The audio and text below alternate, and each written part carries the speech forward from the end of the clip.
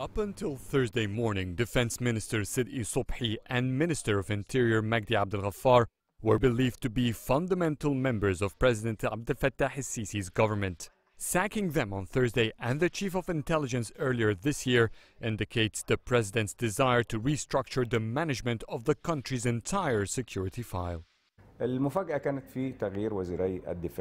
Most of the new ministers' names were circulating in the media. The shock was in the defense and interior ministers.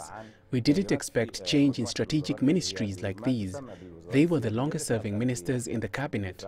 El-Sisi wants to infuse new blood to manage the security file. He met both the old ministers and thanked them for their efforts, showing no tension after sacking them. 12 new ministers have been sworn in.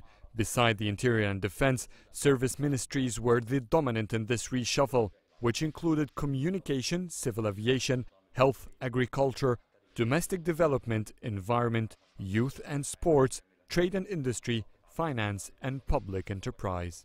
After the appointment of Yasmin Fuad as the Environment Minister and Hala Zaid in the Health and Population Ministry, the new cabinet now has 8 women ministers.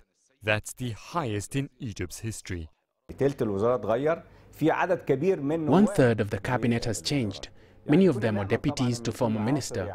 We still hoped to see young ministers.